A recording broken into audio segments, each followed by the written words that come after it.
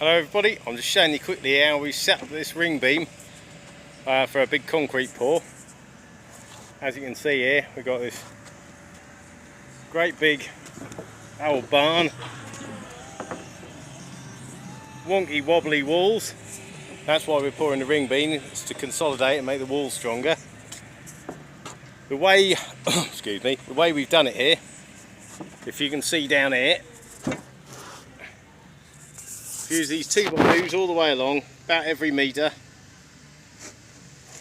We fix one 2x2 to the wall here, just, you know, normal brown plugs and screws. Another 2x2 over the top, and then we use these scaffold boards as the main structure. You can see from the inside one of these we've had to use 2 scaffold boards, and obviously this will be higher. The actual ring beam itself should be about 200mm thick. We've had it specified by the engineers.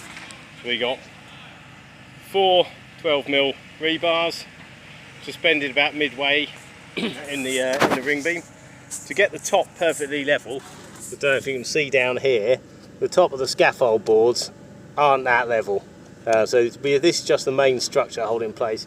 We then run this 50x25 roofing batten down the inside, perfectly flat and level along the inside. So this surface here will actually be the top of the ring beam. So then it's very easy, just with a little bit across there, to scrape back and level the whole thing before it's float finished. So there you go, that's how we do it. And then the hard bit, pouring all the concrete in, which is a nightmare, but you can probably see our mixers up there, unless you're getting it pumped in from the concrete lorry, which is a million times easier. I'd do that if I were you. So there we go. One last little look around there so you can see how we've done it all. Yeah, I'll update the video and show you how we get on at the end. Cheers!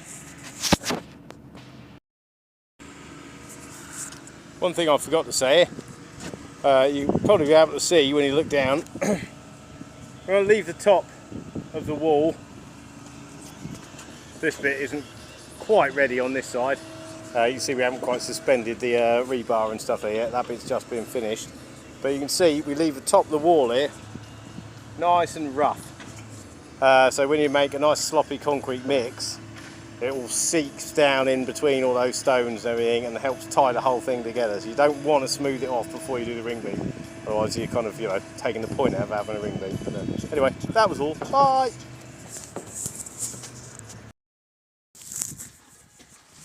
Right, we're about halfway along this ring beam now, so I'll just show you what we've done here. You can see the concrete going in there, and here you can see these little internal rails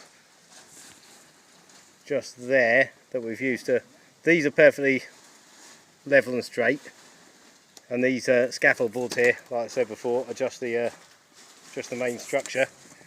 So we give it a quick scrape through like this.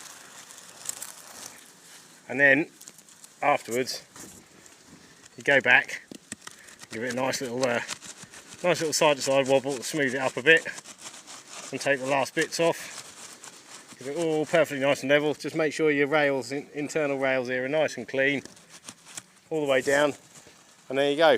Leave it a couple of hours, float it up, and you'll have a nice level perfect top for your ring beam and your roof to go on, and hopefully your house won't fall down. Result.